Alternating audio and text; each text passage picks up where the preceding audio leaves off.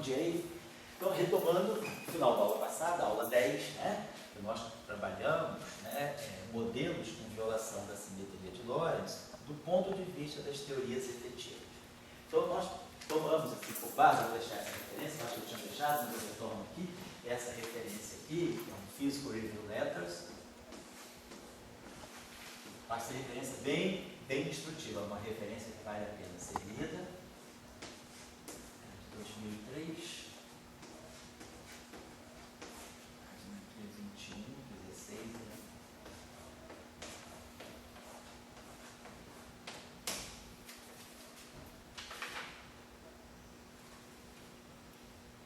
Tá certo. Então, esse paper aqui é o paper do Myers, Pelosi. E ele trata justamente, né, a violação de relações de dispersão modificadas baseadas em teorias efetivas. É ultraviolet,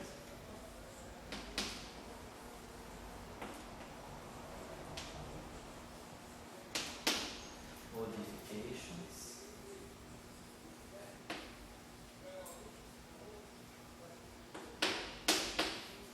of dispersion relations,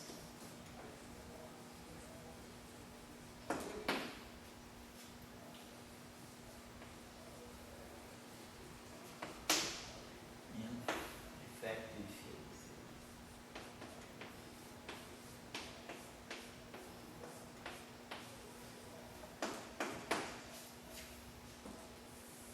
Então, essa referência aqui, justamente o Myers e o Pospelot discutem bem a diferença entre se tratar uma teoria, um modelo com quebra da simetria de Lorentz como teoria efetiva, ou quando a quebra da simetria de Lorentz ela já é implícita, como por exemplo no caso das teorias de corda, né? Que a gente já vem com um parâmetro, mas não fica clara a dependência da massa de Planck. Aqui, a dependência da massa de Planck é explícita e se introduz esse operador aqui de dimensão 5. Esse operador aqui, na verdade, ele viola, né, a gente pode olhar, ele é um operador que viola CPT. Nesse caso aqui, a gente tem violação de CPT com violação da simetria de Lorentz através desse vetor explícito aqui. Então, CPT nesse caso aqui é quebrado. Então, esse operador ele é CPT ímpar.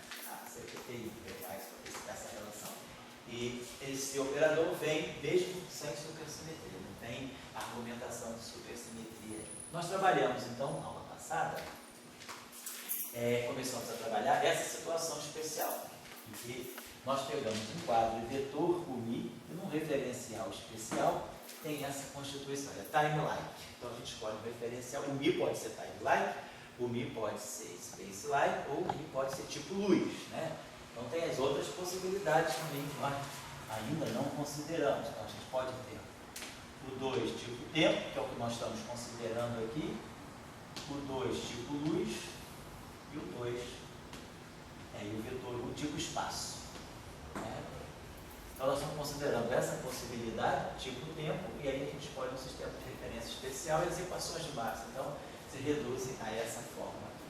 Na aula passada, então, como todas as equações. Bom, aqui fica claro que nós realmente temos conservação da carga elétrica através da simetria 1 lagrangiana invariante 1. Se eu tirar a divergência aqui, né? Ou então, se a gente tirar aqui, né? Tirar a dupla divergência, né? Se a gente colocar aqui uma corrente externa, vamos colocar aqui nessa equação uma corrente externa, Jmi, tirando a quadra divergência dessa equação, esse termo aqui é zero, esse termo aqui ele vai ter, se eu colocar aqui mi beta, aqui, se eu tirar aqui, se eu tirar a derivada dni, é isso. Aí a gente vai ter dni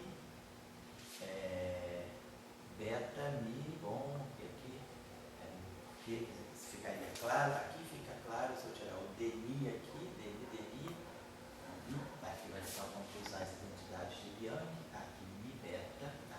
Se nós tirarmos aqui o dni, né, derivada da quadra divergência dni, ela vai atuar aqui, então para dni f mi beta, né?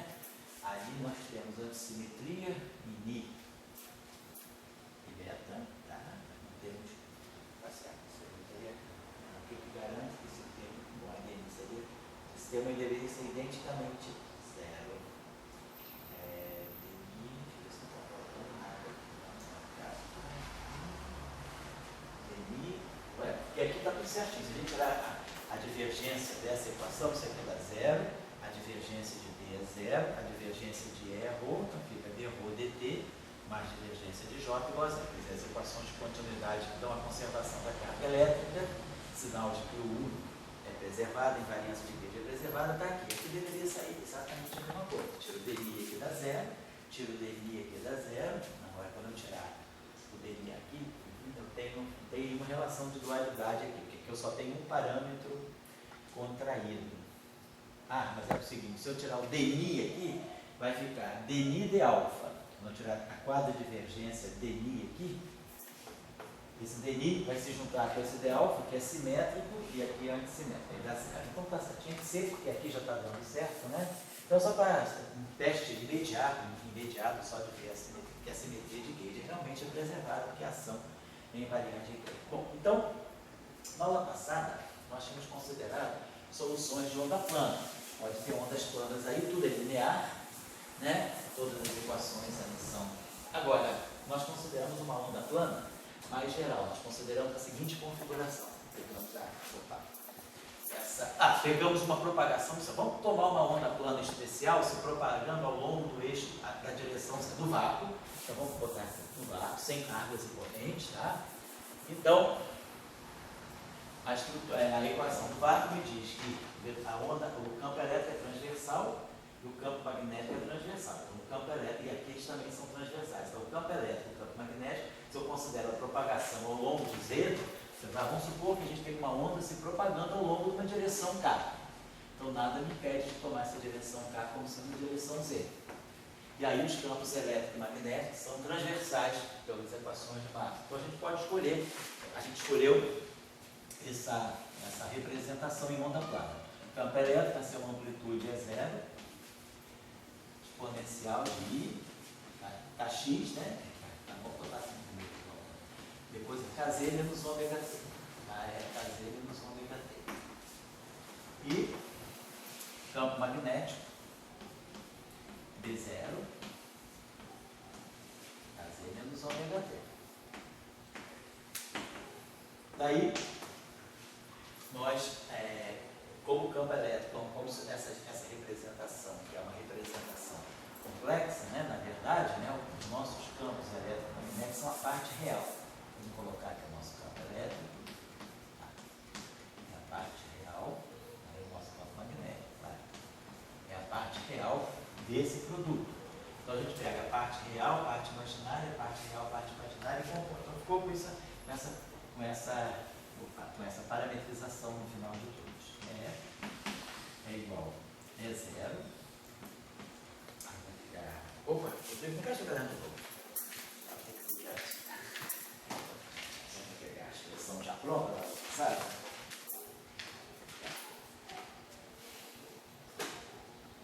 Deixa eu pegar aqui. Fica E0. Parte real do vetor é zero, cosseno de kz menos ômega t, menos é zero, parte imaginária, cosseno de kz menos ômega t. E o campo B, mesma coisa. É zero real, cosseno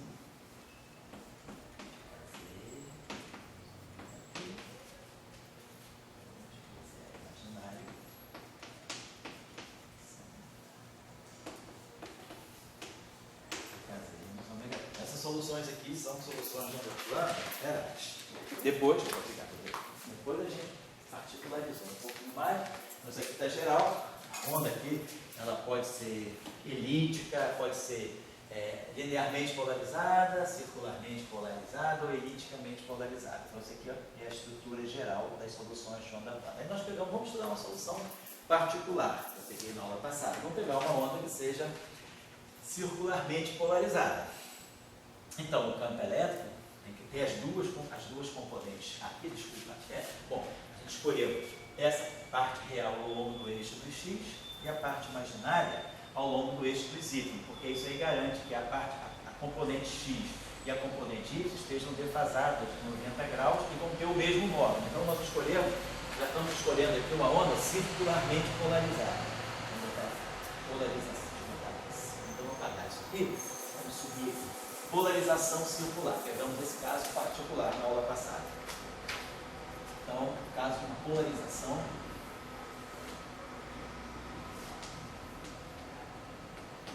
circular.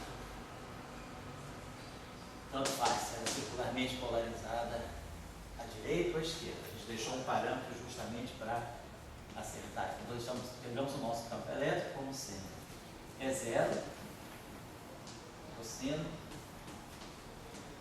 na direção X, os módulos são iguais, mais, eu botei um alfa, que é 0, seno de caseira no som verdadeiro, na direção Y. Na aula passada, por deslize de notação, eu tinha colocado aqui um parâmetro psi, que podia ser mais ou menos 1, para descrever se o psi for mais 1, a onda é polarizada no sentido horário, se o psi for menos 1, a onda é polarizada no sentido trigonométrico. Mas aí eu tinha colocado o parâmetro psi, mas psi já está usado lá na ação.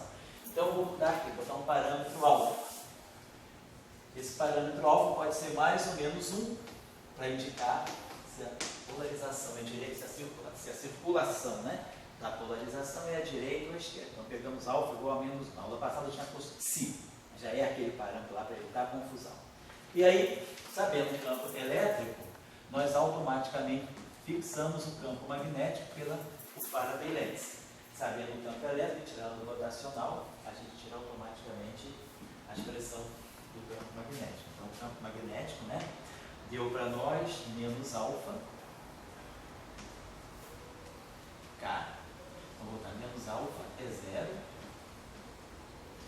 K sobre ômega,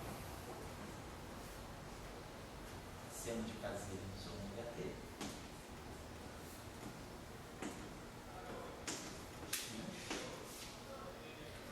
K sobre ômega é 0, seno de caseira ômega t. Então essa aqui é a nossa onda com polarização circular. Tá certo, né? Divergência de B automaticamente é certo, certinho. E essa relação aqui a gente tirou o campo B. Tá aqui.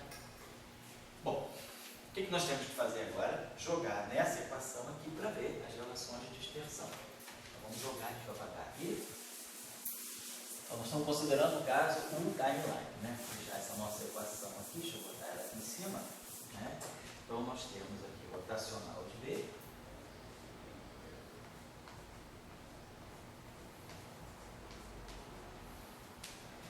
mais 2π, temporal segunda. Aqui fica bem explícita, né? Vamos dizer assim, a quebra da simetria de Lorentz, porque aparece só derivada temporal segunda, não tem um Laplaciano aqui. Então essa equação claramente não é manifestamente não Lorentz covariante. E aqui é a derivada temporal do campo elétrico. Então aqui é o que é o psi sobre 2r, era isso que a gente tinha aqui. Então vamos lá, tirar o rotacional. A gente conseguiu tirar relações de dispersão no caso do espaço. Também. No caso de espaço, deveria ser não físico. Por quê? As partículas são virtuais ali, não? Não, mas o caso do espaço do vetor U, não do K2, não é o fóton, é o vetor externo. Certo? Não, não está certo. Do Rodrigo, nós não estamos considerando K2 negativo, fótons tipo espaço. Nós estamos considerando o 2. É o vetor externo que é tipo tempo, que é tipo espaço. Não, vetor de fundo, exatamente. Vetor de fundo. Então, tirando o rotacional de B, né? Rotacional de B, ele tem, vamos pegar aqui, rotacional de B, componente x, né, é dy dbz menos dz by, né? A componente x do rotacional. Como o B só depende de z, então ele só tem essa componente aqui. Eu não tenho que derivar a componente y dele em relação a z. Então vai dar um k, mas aí vai ter um sinal negativo porque é menos. Então vai ficar menos k2 sobre ômega,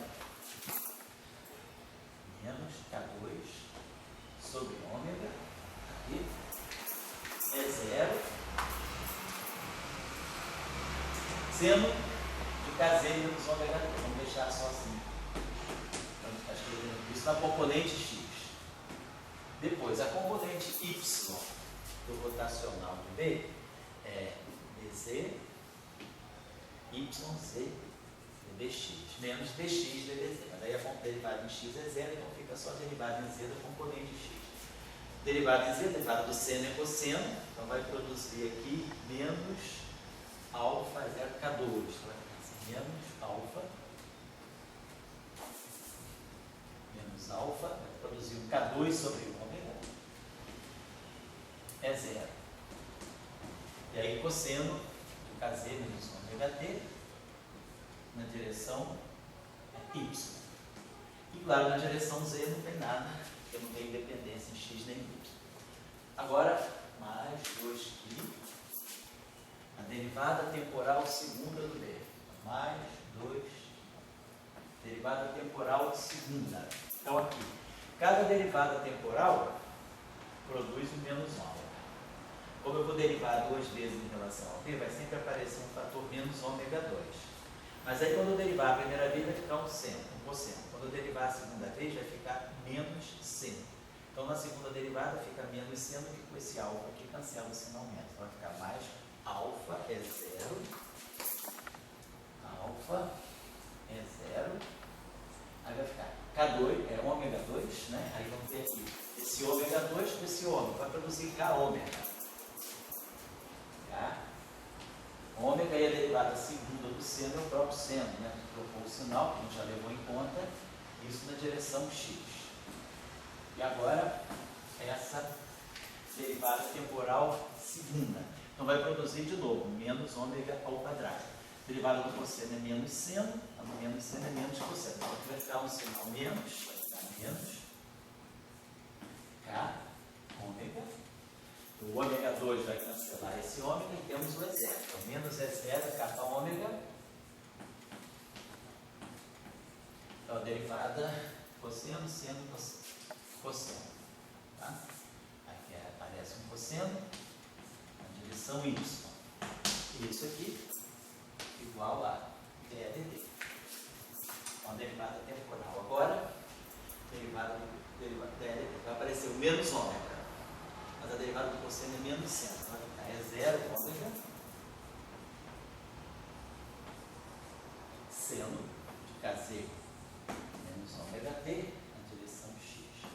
E a outra derivada temporal aqui vai ser menos ômega, derivada do seno é cosseno. Vai aparecer menos alfa ômega, menos E0, menos alfa, desculpa, E0 ômega, a derivada do seno é cosseno. E aí na direção y. Então tá certo. Então vamos lá. Tudo que é direção, tudo que está na direção x, y, x e x. E tudo tem seno. E tudo tem E0. Então a gente pode fatorar o seno e pode fatorar o E0. Então a gente vai ter menos K2 sobre ômega.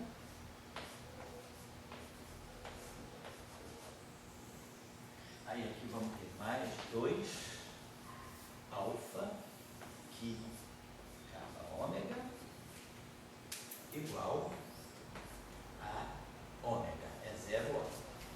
Vamos ver a dimensão. K2 sobre ômega tem dimensão de K. Aqui tem dimensão de massa menos 1. Então cancela o ômega. Tem dimensão de K, dimensão de K, dimensão de K. Tá certo. E a outra relação é essa aqui. É a dos y, da direção y, que só envolve o cosseno. Então a gente fatora o cosseno também e fatora o E0. Então a gente vai ter menos alfa K2 sobre ômega,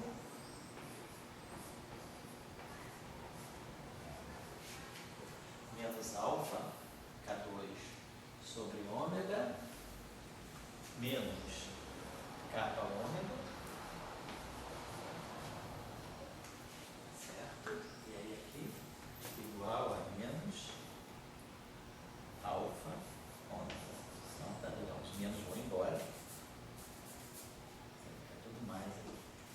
Então, se eu multiplico essa relação por alfa, eu vou ter alfa 2 é 1, alfa 2 ali também, tem um sinal trocado aqui, e aqui alfa, aqui está aqui deve ter onde é que está o fator? Aqui eu esqueci de multiplicar, peraí, por 2 aqui eu esqueci de multiplicar, aqui tem 2 perdão, aqui eu esqueci de multiplicar por 2 então esse tempo aqui tem 2 kappa ômega, tá certo, vamos ver só se dá tudo os sinais certinhos, né? Porque essa relação aqui está aparecendo muito com essa, quer dizer, a menos de um fator alfa. Se eu multiplicar por alfa, alfa 2 é 1, então fica ômega. Se eu multiplicar por alfa, esse termo aqui, se eu multiplicar por alfa, alfa 2 aqui deveria ser menos. Então vamos ver olha o que eu fiz aqui. Quando eu tirei o rotacional de B, a componente x do rotacional de B é x, y, z menos dz, by. Então, quando eu derivei em relação a z, a componente y aqui, quer dizer, a derivada do cosseno é menos. Quando eu derivar em relação a z, ela vai produzir menos seno, tá? E aí vai produzir aqui um K, vai ficar menos K2 sobre O, tá certo? A direção Z. Legal. Depois, quando eu pegar a derivada na direção, o rotacional da direção Y, é z, x. Aí vou derivar essa componente aqui em relação a z. Então vai ficar menos alfa, aí vai produzir o K2, que vai ficar seno, tá certo? Está seno é cosseno, então menos aqui. Bem, sinal menos vai, tá certo? Porque o outro aqui pegou o sinal menos, porque a derivada do cosseno era menos. Ah, peraí, eu acho que eu erro aqui. Quando eu derivei isso, quer dizer, é menos componente y, então é x, é menos dz, exatamente a derivada. A componente x do rotacional é dy, dz menos dz dy. Esse termo aqui é zero. Então vai ficar derivada da componente y em relação a z. Derivada do cosseno é menos seno. Com esse menos aqui, fica o sinal mais. Aqui é mais. Componente x do rotacional, é aqui que estava por aqui, que é mais. Então, o que a gente está obtendo é o seguinte: a segunda equação, que sai da componente y, nada mais é do que a primeira, multiplicando isso aqui por alfa, alfa 2 é 1, fica ômega, alfa entra aqui e alfa 2 é 1. Então, basta uma relação de dispersão. As duas são consistentes. Então, a gente tirou essa relação aqui. Vamos colocar assim, multiplica tudo por ômega, então aqui vai ficar ômega, aqui vai ficar ômega 2 e aqui vai ficar ômega 2. Então a gente ficou com 1 menos 2 alfa aqui, kappa, ômega 2 igual a kappa 2.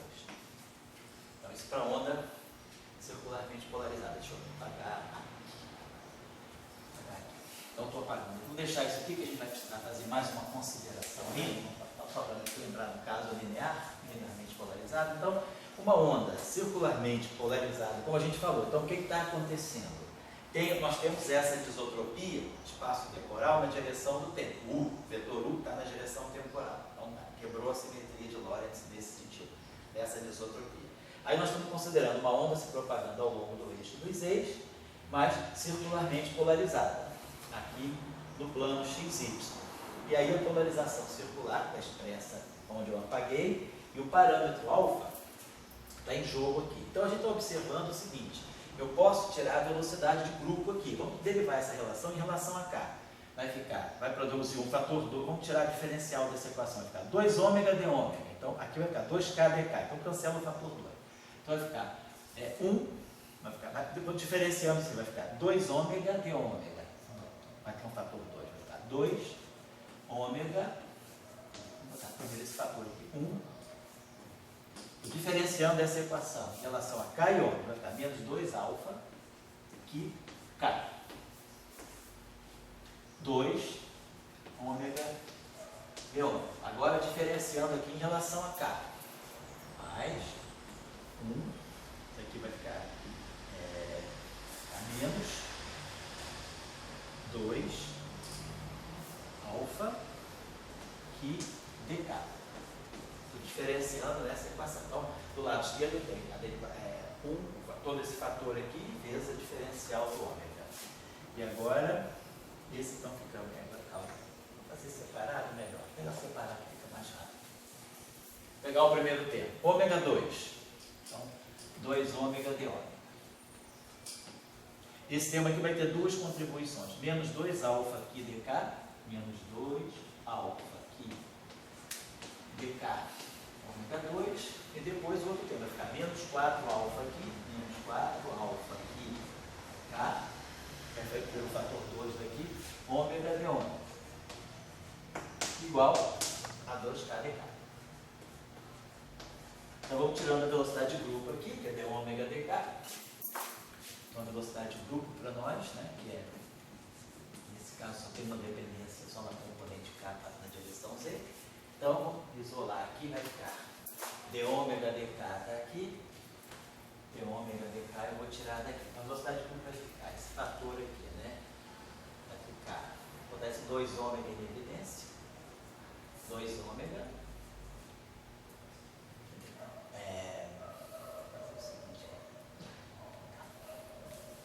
Velocidade de grupo, tá, vai ficar, é isso aqui. Então nós vamos ter o seguinte, o que vai ficar, qual é o coeficiente da velocidade de grupo? É 2 ômega, que multiplica 1 menos 2 alfa, que tá, velocidade de grupo.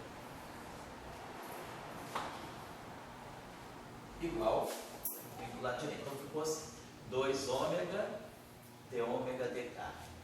Menos 4 alfa que ômega k, velocidade de grupo. Esse termo vem para cá. Então aqui vai ficar 2k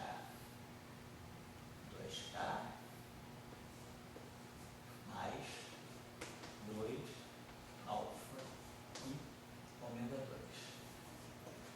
Tá certo. Então, esses dois estão se cancelam. Posso dividir aqui por ômega. Kappa sobre ômega, que é exatamente o caso maxwelliano, né? Mais divide por 2 aqui, divide por ômega aqui. Mais alfa aqui, ômega.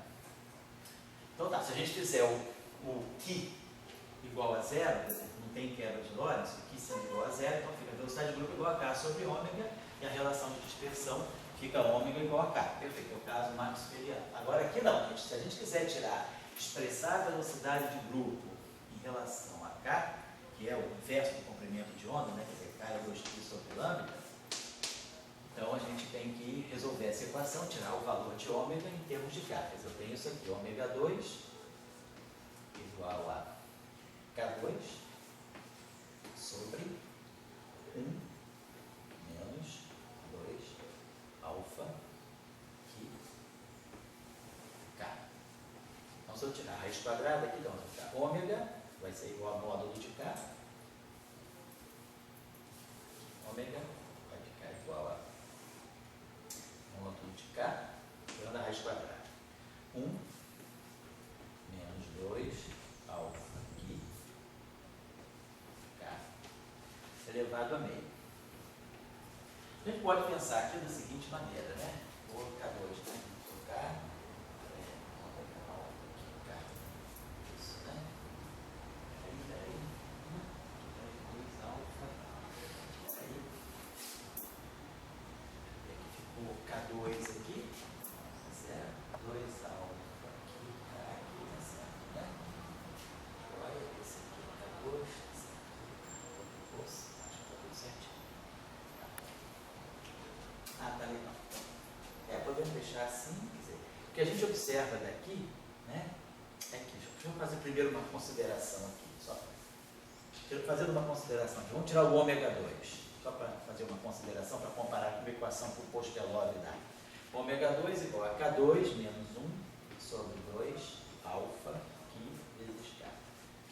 Considerando que Qi é um parâmetro muito pequeno, porque ele é supresso pela massa de Planck, então fazendo alfa é mais ou menos 1, não importa.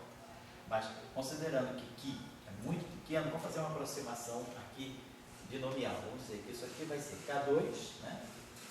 1 mais 2 alfa Qi vezes K. Então isso aqui está dando para nós K2, né? Menos, mais 2 alfa Qi K3. Então aqui está aparecendo uma correção, né? Do ponto de vista da relação de dispersão, isso aqui seria, multiplicando tudo por H cortado ao quadrado, isso aqui é energia ao quadrado, seria momento ao quadrado, e aqui um termo momento ao cubo, né? Que é um termo cúbico, uma relação de dispersão cúbica no momento, que eu acho que é essa relação de dispersão que o Pospelov está dando aqui na equação 3 dele, exatamente. Fica algo que tem, isso aqui é Xi sobre 2 vezes a massa de Planck, então vai cancelar o 2, vai ficar alfa, a polarização, Xi, sobre a massa de Planck. Então aparece uma correção aqui, do tipo momento à terceira, aqui a gente vai ter momento ao quadrado, energia ao quadrado, momento ao quadrado, e aqui vai aparecer uma potência do momento à terceira. Então esse tipo de relação de dispersão, esse tipo de operador de dimensão 5, ele faz essa correção na relação de dispersão. Só queria chamar a atenção disso, porque no fundo é uma equação que o Pospelov discute aqui, que essa seria a equação 3 dele, que ele tem, desse History of Electrons. Mas vou tirar isso aqui daqui, só lembrando desse fato, queria só trabalhar um pouquinho mais a questão da velocidade de grupo. Então vamos tirar, a gente pode tirar a frequência em função do comprimento de onda. Então está aqui, a frequência em função do comprimento de onda vai nos dar a relação de dispersão. Então a gente vai ter ômega, vai ser o módulo de K, sobre menos 2 alfa aqui, K elevado a meio. Então a gente pode tirar sempre, quer dizer, nessa relação com a velocidade de grupo, né? Então a gente está tirando aqui, deixa eu apagar aqui agora, posso apagar esse lado aqui.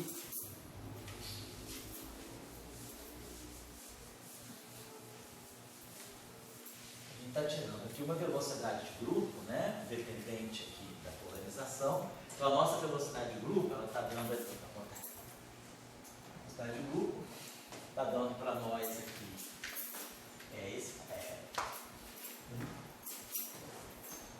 menos 2 alfa aqui, kappa, elevado a menos 1. Está por aqui. E aí, K sobre ômega, é o caso maxwelliano, mais alfa aqui, ômega. A gente pode botar mais alfa aqui, ômega. E aí eu posso, se quiser, expressar aqui. Eu posso tirar uma velocidade de grupo puramente dependente de K, então eu posso tirar uma velocidade de grupo puramente dependente em ômega também.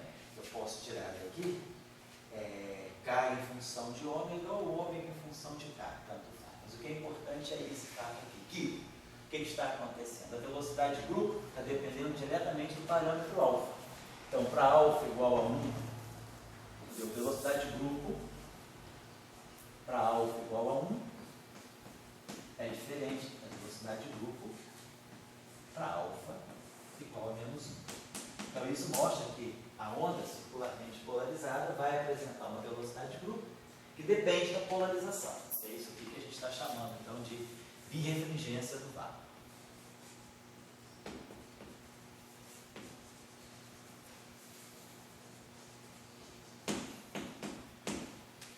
A birrefringência do vácuo é uma característica de muitos modelos não lineares. Aqui não temos não linearidade, é tudo linear.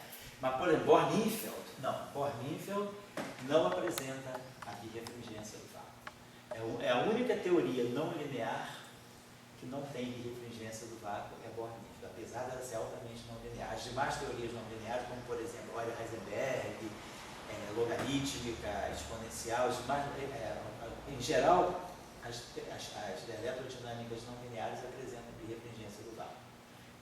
E esse caso aqui não é linear, essa equações de Einstein, as equações de Maxwell são lineares, né?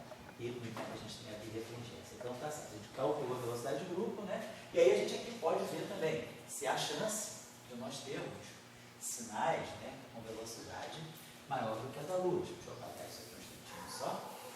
Vamos trabalhar nessa hipótese de que esse parâmetro aqui realmente é muito pequeno, a gente está trabalhando com uma correção supressa pela massa de Planck, então a gente pode representar, pode aproximar esse parâmetro aqui, esse coeficiente aqui por 1 mais 2 alfa, aqui a massa de Planck está aqui, vezes K.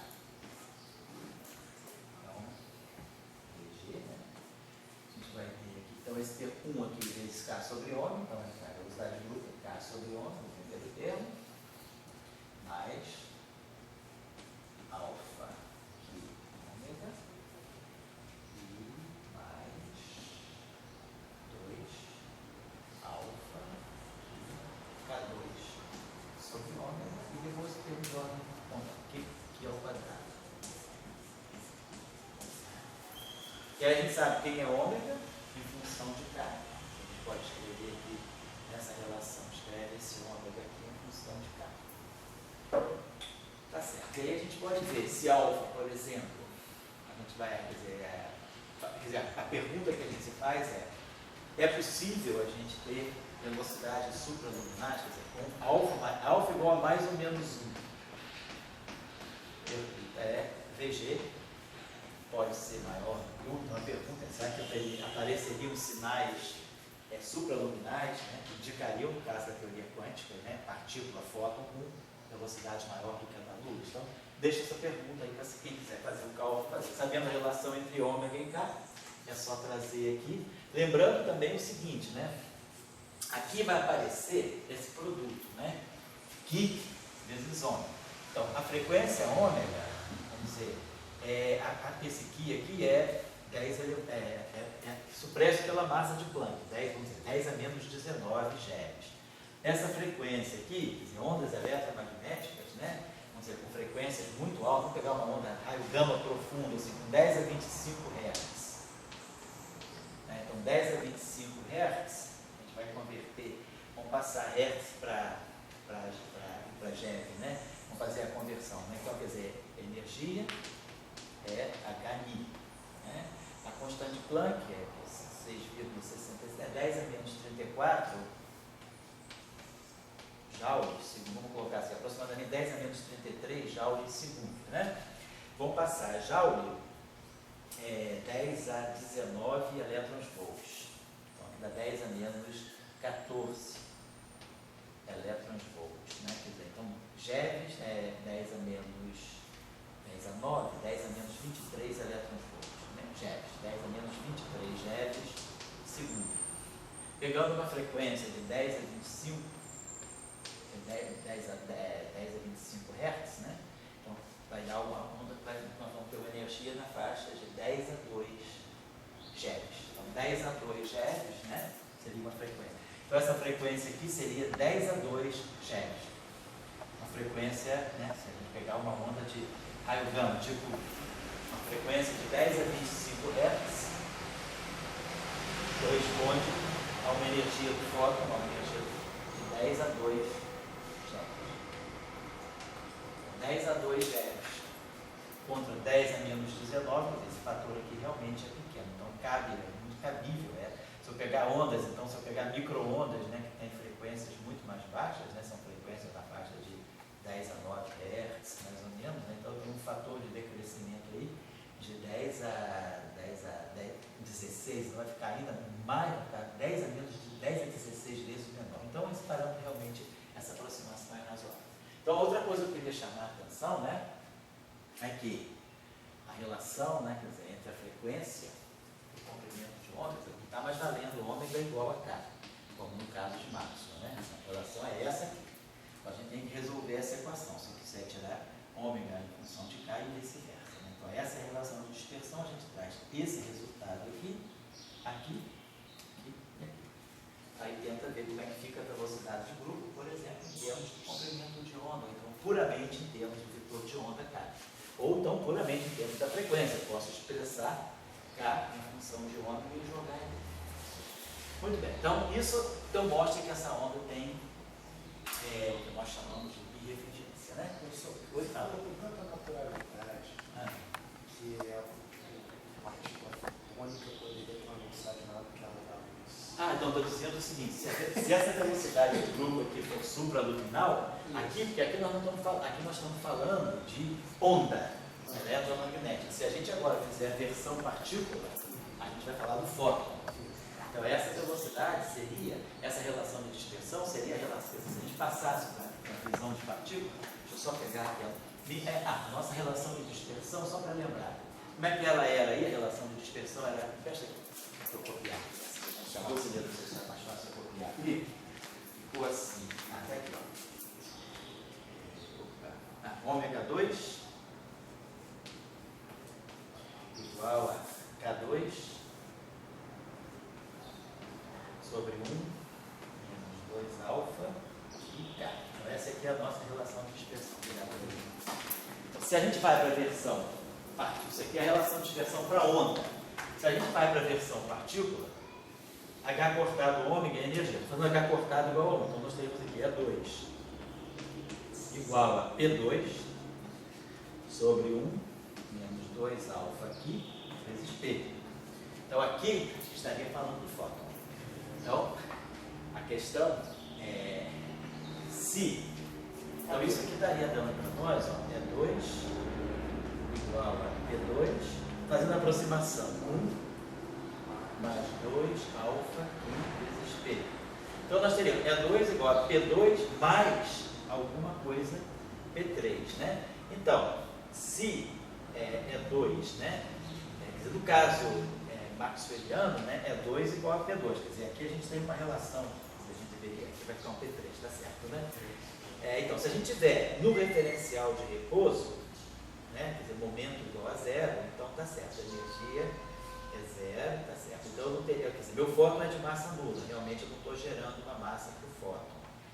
A questão então se a massa dele é nula, né, tá certo, então ele estaria se propagando com velocidade da luz, né, certamente, né. Então, quer dizer, nesse caso aqui, eu acho que com esse vetor tipo tempo, nós não vamos considerar, não vamos gerar velocidades supraluminais, porque para eu gerar uma velocidade supraluminal, eu teria que ter uma relação de dispersão que me desse um fóton taquiônico. Isso. Né? Portanto, E2 teria que ser, a energia teria que ser negativa. Né? E2 teria que ser negativa. Tá certo? Então, nesse caso, eu acho que se para momento igual a zero, essa relação de dispersão é tal que se o momento for zero, a energia é zero. Então, quer dizer, o fóton não tem massa. Mas essa velocidade supraluminal, ela teria algum significado físico? Teria, você estaria violando a causalidade, você poderia ter quebra de causalidade nesse problema. Uma velocidade supraluminal, ela poderia estar indicando uma quebra de causalidade. Mas isso... Aí é uma coisa não física. Então, por exemplo, você esperaria que você tem que ver se o teu modelo gerar velocidades supraluminais, significa que ele não é bom. Ou você tem que descartar o modelo, ou então você pode trabalhar numa região de parâmetros, você pode controlar esse parâmetro aqui, que na verdade, isso aqui é fixo, mas é esse parâmetro de tal maneira evitar a velocidade supraluminal. Essa é a tarefa que eu estou deixando. Pegando essa velocidade de grupo aqui, ver isso, e usando a relação entre K e ômega, exatamente, fixar esse aqui. Ela vai ver que regiões em que você pode pegar, tal que a velocidade de grupo seja sempre menor ou igual. Certo? Então, essa é a tá certo? Sempre tem essas discussões a serem feitas sobre até que ponto a gente pode estar perdendo causalidade. Agora, uma outra situação que pode ser interessante estudar aqui, que o Postelov não estuda no PPT, Disco Review Letters dele, ele não trabalha essa condição tipo espaço.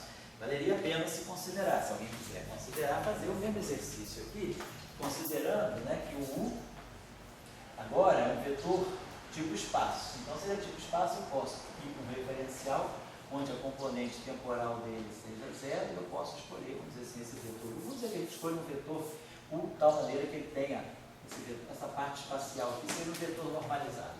Escolho essa direção privilegiada. Esse é o meu vetor U. O pessoal do Maranhão já fez? Esse caso aí, eu nem sei, cara. Pois é, tem que saber o pessoal do Maranhão, né? Agora não é mais os russos, né?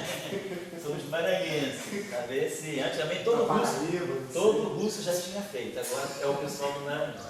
Essa tá boa, viu?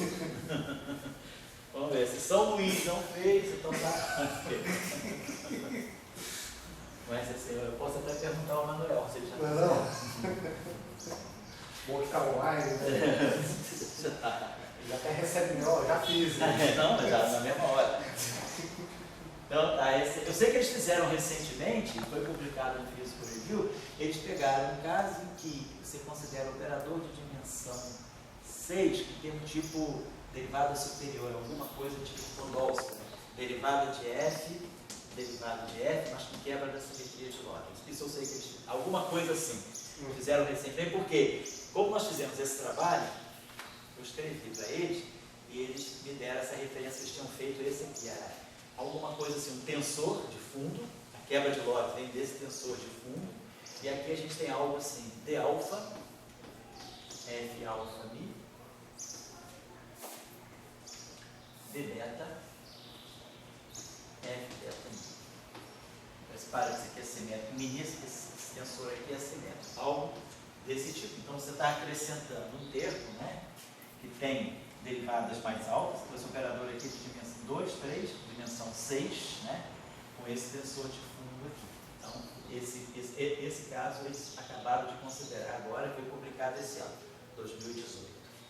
Agora, esse caso aí, com esse vetor N, né, então, a parte espacial, não sei se... alguém deve ter feito, certamente, né? Pode até ter sido os maranhenses, ou alguém do grupo do Costelense também, Paraíba também, lá o Petróvio com os colegas da Paraíba, Nascimento, o pessoal lá.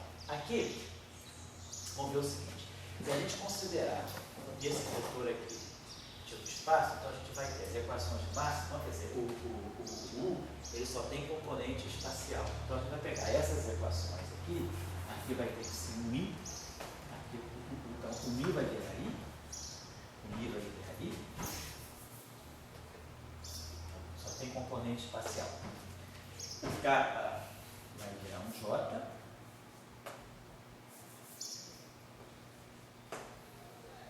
e o lambda aqui vai virar um K. Vai ficar K, o lambda vira K. Tá certo. Agora, o Mi está solto, o alfa está solto, alfa. Então aqui não tem, eu não preciso fixar, esses aqui podem ser temporais ou espaciais, tá certo? Então vamos ver, fixamos só os índices espaciais. Então aqui é a mesma coisa. O Mi vai ficar I,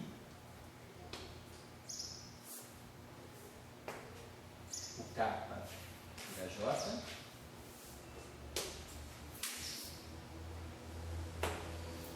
e o lambda vira K.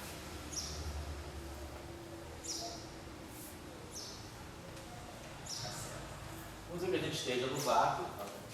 Vamos pegar então a componente espacial. Só ver como é que fica a equação de Gauss. A componente espacial, temporal. Mi igual a temporal. Então Mi vai ser zero. Só para a gente pegar aqui. Mi vai ser zero. Então a gente vai ter Mi é Mi zero. Mais. Aqui. Então Mi é zero. Então quando o Mi for zero, para pegar a componente temporal, aqui só vai poder ser espacial. Então vamos botar assim, um M e um M. J, M, M, zero.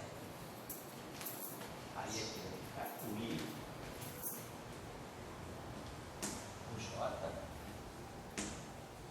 o K. Certo. Aí aqui vamos ter DK. Aí esse M vai ficar aqui, né? Esse I, esse alfa é esse alfa aqui, né? Então vou botar, na verdade, esse alfa, né? O beta é esse aqui, vou botar. O beta que é M, né? Então o alfa é o M, então vai ficar M. E a contração do beta é o segundo índice, que vai ser o N, F e N.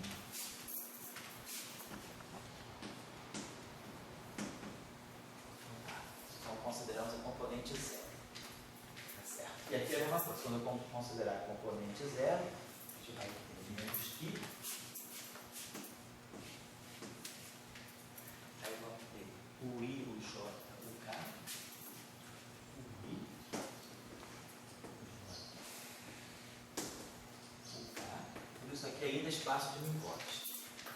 O K, e aí vai ficar DI, DK.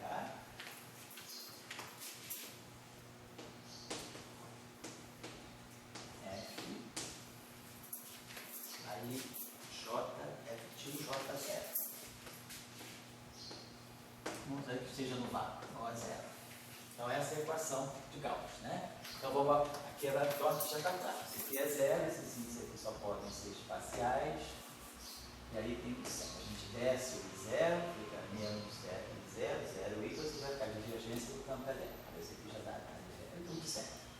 Caso maxwelliano, divergência de E. Agora aqui, vamos fazer as conexões com o espaço euclidiano. Então, esse cara aqui, eu posso trazer o zero aqui para frente, vai dar um sinal menos.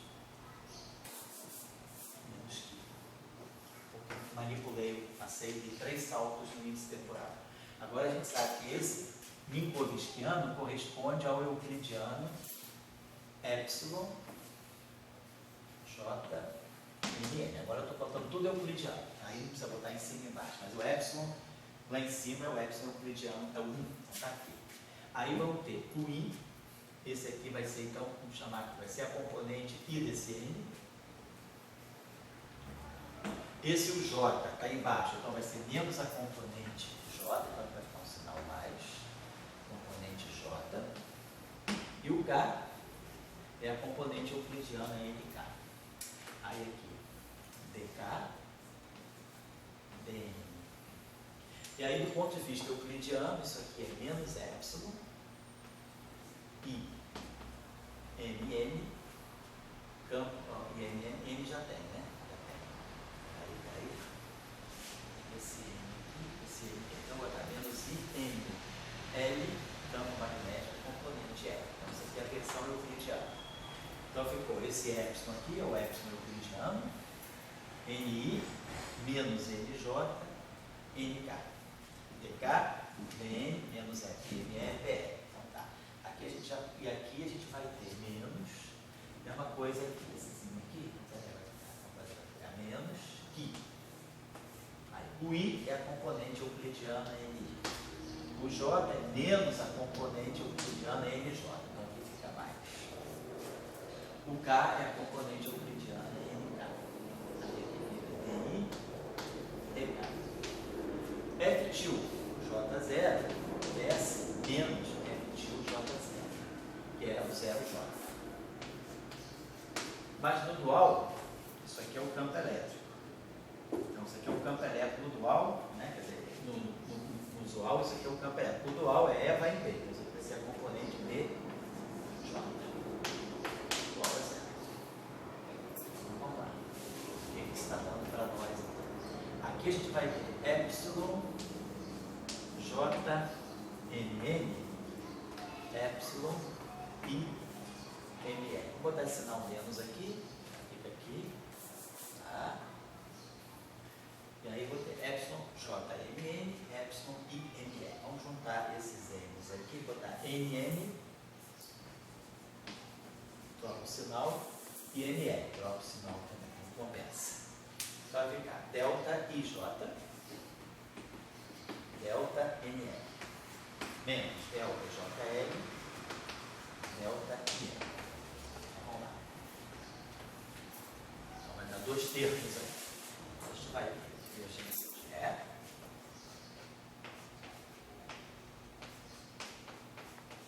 Porque aqui eu acho que se ele sai de algum produto vetorial, é ML.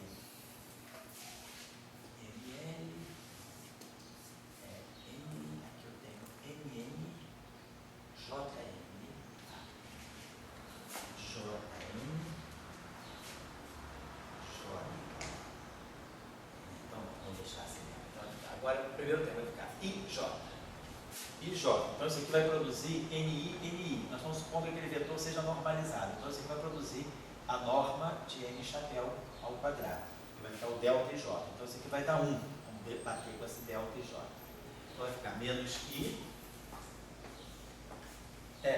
Já subiu, já fiz essa contração. Nesse primeiro termo, o i é igual a j, então fica 1. E aí vai ficar nk dk e o n vai ser igual ao L. Então você vai produzir uma divergência de B. Mas a divergência de B é zero. Isso aqui vai produzir, ó, delta e k, então você vai contrair esses dois, isso aqui vai produzir um n escalar operador gradiente. Que é isso aqui, nk dk. Porém, esse termo aqui, delta de nl, vai produzir uma divergência de B. Mas pelas equações, pela intensidade de Bianchi, a divergência de B é zero, a equação de Gauss do magnetismo. Então esse primeiro termo não tem porque a divergência de B é zero. Aí vamos para esse segundo termo aqui, vai ficar menos, vai ter menos i, então vai ficar mais i. Aí vamos ter delta de IN, I com N, vai produzir, I com N, vai produzir N chapéu, escalar gradiente. Isso aqui é o delta de IN. Vai juntar esse cara com esse cara aqui. E depois eu vou ter um JL. JL vai produzir N escalar B. E aqui está sobrando N escalar. Então aqui ficou NI, esse delta de IN. Então aqui a gente já produziu, ó, N escalar gradiente. É esse aqui, ó. Isso aqui é um N escalar gradiente. Agora de novo eu vou produzir um N escalar gradiente por causa desse delta de N. Então vai aparecer esse operador ao quadrado. E aí sobra o JL. JL é N escalar campo magnético. Fica assim, vai ficar mais que N chapéu escalar gradiente ao quadrado. E aqui N chapéu escalar B. Então é esse pedacinho, então foi esse segundo termo aí. E agora esse último termo aqui vai produzir, ó, aqui de novo, ó, N escalar gradiente, tá certo? Depois vai produzir outro N escalar gradiente, então aqui vai produzir exatamente mais que N escalar, ó, NIDI, NKDK, N escalar gradiente ao quadrado, NJDJ, N escalar B, com o que positivo, vai dar um fator 2 aqui. Igual a zero. Então, essa é a modificação para a equação de Gauss. Então, vamos botar aqui a equação de Gauss, nesse caso aqui, ficou, vamos reduzir, vou tirar ela daqui, vamos botar a divergência.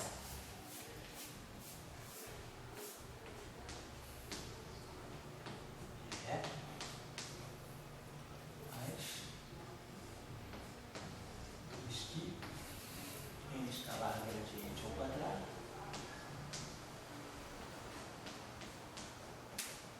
Vetor ao quadrado. N escalar B.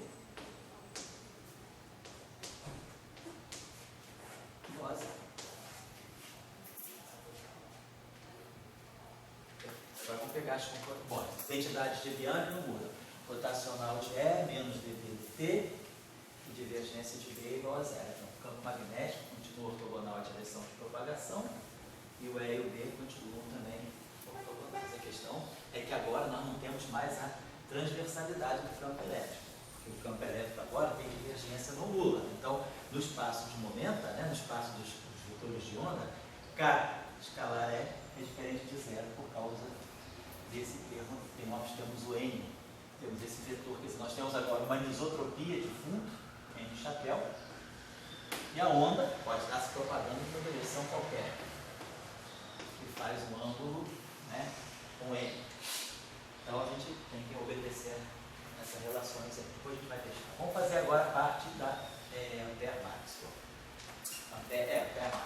Pegar agora a componente aqui I. Então a gente vai ter, vou pegar então direto aqui. Esse aqui agora vai ser, bom, eu já deixei esse I excluído, vamos chamar para evitar qualquer confusão, vamos chamar essa componente espacial que eu já usei, I, J, K, L, M, N, vamos chamar aqui de P. Então, a componente I vai ser igual a P, então, a componente espacial. E a componente I vai ser igual a... Estou pegando no vácuo. Então, J, a corrente é zero. Então, aqui a gente vai ter duas possibilidades. Aqui é espacial, aqui é espacial. Então, um pode ser temporal, o outro espacial, ou vice-versa. Então, a gente vai poder escrever aqui vai ter a mesma coisa. Aqui a gente vai poder ter D0, F0, P. Pegando só a componente espacial agora. Mais DI, F e P. Aí agora mais I. Epsilon, J, 0, alfa. Então esse alfa aqui vai poder ser espacial. Vamos chamar aqui de PQ. Esse alfa vira espacial, porque é uma componente temporal, e aqui fica o P. Agora é tudo espacial. Aí vamos ter o I, o J, o K.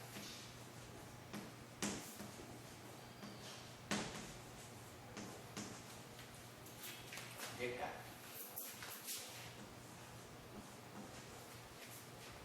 De alfa, aí o alfa agora, a gente pegou o alfa como componente espacial, é o PQ.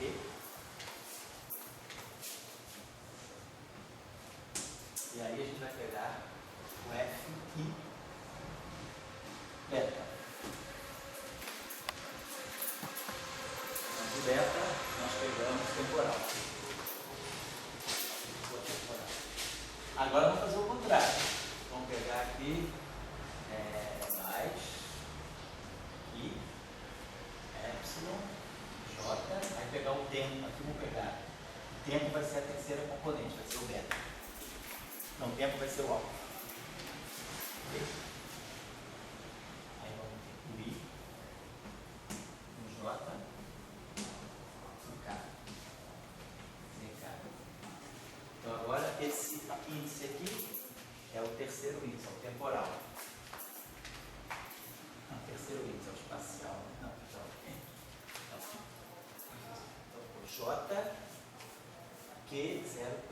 O I, o J, o K, PK. Então esse D alfa agora é o terceiro índice, não está certo. É esse índice que é o temporal. Derivada de 0. Vamos botar aqui, derivada temporal. E F e beta. Vai ficar F e Q. Acho que os índices estão todos direitinho. Tem que ser tudo índice P. Então P está aqui. JJ, QQ, II, KK. Aqui é a mesma coisa. JJ, QQ, P fica, KK. E aqui é a derivada temporal. Então esse é o segundo termo. A gente dobrou em dois, porque nós tínhamos duas configurações de índice. Todos esses aqui são espaciais. Então eu podia ter temporal, espacial. Um deles tem que ser temporal. Temporal, espacial, temporal. Agora aqui é a mesma coisa. Aqui a gente já mexeu, não tem mais configuração nenhuma, porque já está tudo espacial aqui. Então vai ficar simplesmente repongo aqui, menos que o I, o J, o K.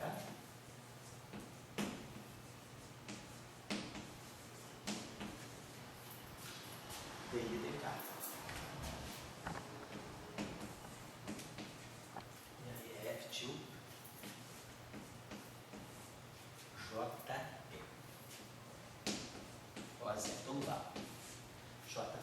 Tá certo. Agora vamos fazer a passagem para o caso euclidiano. Então, esse cara aqui desce 0P. Aí vai ficar no sinal negativo. Esse aqui são dois índices espaciais que vão descer. Então, S e P. Tá legal. Esse aqui, vamos dizer, 0, vamos trocar o 0 com J. 0, J. E aí vem um sinal menos. Aí quando eu passo para o euclidiano, epsilon 0, J. Q, P é epsilon J, QP euclidiano. J, QP. O I em cima é o NI euclidiano. O J embaixo é menos NJ euclidiano. Fica mais. O K em cima é o NK euclidiano. E aqui eu sei que é F0I, vou botar I0 é 0I, o sinal menos, vou botar o campo elétrico direitinho. Tá? O sinal menos. Tá. Agora a mesma coisa aqui, eu vou trazer o 0 para cá. Então não vai ter problema nenhum. Então vai ficar JQP.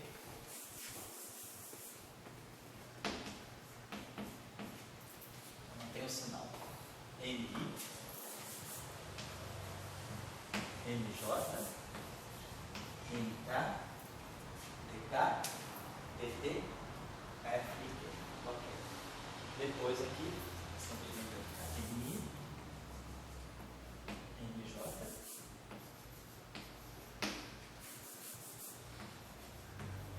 NK, DITK, FGJP.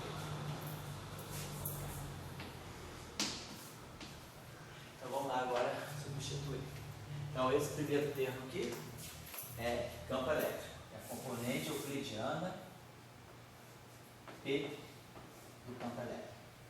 Esse F e P é menos epsilon e P Q dq. Vai ficar menos epsilon e PQ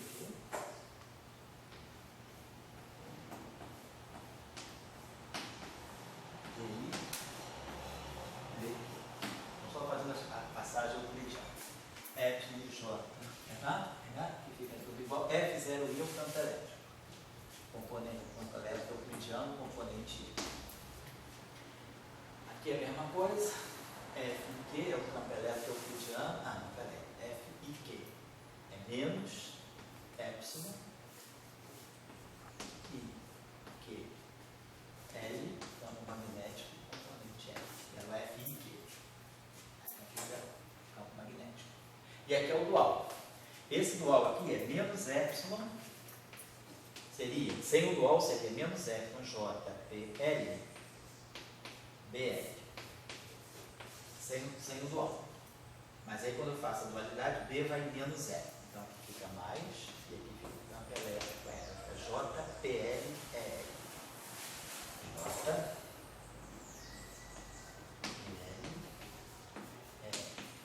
Essa equação de euclidiano tem alguma motivação física? A euclidiana porque a gente quer para ficar mais próximo das equações de Maxwell, na forma como nós conhecemos usualmente, usamos os operadores. A gente sempre quando trabalha em hipótese, a gente já pensa nos observáveis. Né? É. Então, passar por euclidiano seria uma forma... Mas desculpa, é o euclidiano tridimensional só, não é a rotação de Vickers. Sim, eu imagino que rotação de Vickers, não. Mas aqui não está. Não, aqui não, eu estou passando... Não, é só o setor espacial, é pegar o setor espacial do espaço de Minkowski, que é 1, 2, 3, e JK, e XYZ, exato. E para o eletromagnetismo convencional. Nós não mexemos na rotação do tempo, não fizemos uma rotação euclidiano no sentido temporal. Porque quem faz, ainda mais quem faz, ainda mais quem é da UERJ, né? É euclidiano mesmo. Fica viciado nessas coisas. Não, aqui quando eu digo euclidiano é fazer a conexão entre Minkowski e o tridimensional euclidiano XYZ. Então esse cara aqui, ele produz, e que ele produz menos rotacional, né? Então ele vai produzir, vai ficar I, Q e Q. Tá certo. Menos IQ, vai produzir um rotacional de D, componente P. Vou trocar o I, vai ficar P e Q. P e Q, aí fica com um sinal mais. Mas esse aqui é justamente o rotacional de D, componente P. Então esse aqui é o rotacional de D, componente P. Tá. Aqui o que nós temos de bom? Aqui nós temos esse. Aqui já vai produzir o famoso operador N escalar gradiente. Então vou botar com N escalar gradiente. É o NKDK, N chapéu, escalar gradiente. O que nós produzimos aqui? NI é I. Então já vai produzir um N escalar campo elétrico.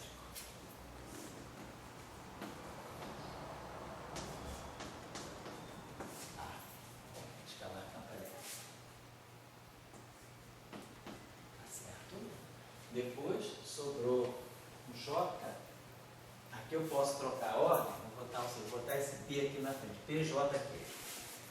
Aí não vai ter problema de sinal. PJ aqui. Aí, isso aqui está me dando o produto vetorial de N vetorial gradiente componente P. Isso aqui e isso aqui. Então eu posso fazer essa derivada para cá, é claro que você vai ficar N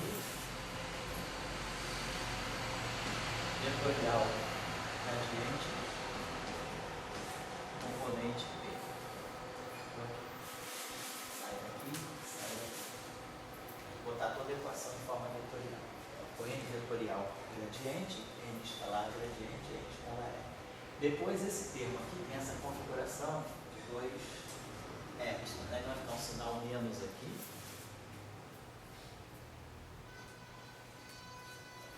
Então tirei esse menos aqui. Tá certo. Olha cá, epsilon I epsilon J QP epsilon J QP epsilon IQR. Então, esses dois J QP e QR. E é isso aqui, vamos botar esses Qs aqui atrás, os dois simultaneamente. E aí isso aqui vai dar para nós delta IJ, delta PR, menos delta JL, delta PI, JI, ER, JL, PI. Tá legal? Vamos ver agora. Ver se a gente produz alguma divergência de B. Tem esse P aqui, KL. Vamos produzir nenhum KL. Não, não, teria que produzir para produzir divergência. Teria que ter L. Porque aqui é derivada temporal, tá certo? Então aqui é derivada temporal. Já vou deixar essa derivada, então já tirei isso aqui daqui. Tiramos esse epsilon daqui também. Esse aqui ficou N escalar gradiente.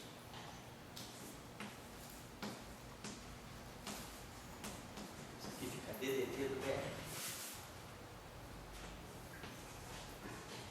E aí vamos ter. Primeiro termo da delta IJ. Então da N2 igual a 1. Então vai ficar menos I, N escalar gradiente, derivada temporal do campo magnético, componente P. DP. Tá lá. E depois o segundo termo vai ficar delta JL. Então esse segundo termo vai ficar menos, vai ficar mais, a mais que. Segundo termo vai ficar mais que. O J fica L. Então eu vou produzir um N escalar. Então eu vou produzir aqui DDT de N escalar P. Vai ficar JL. E o PI. Então o I fica P. Então aqui fica NP. Então tá certo. Então a gente vai ter esses dois componentes, esses dois termos aqui, eles vão se juntar nisso aqui. Menos I, N escalar gradiente,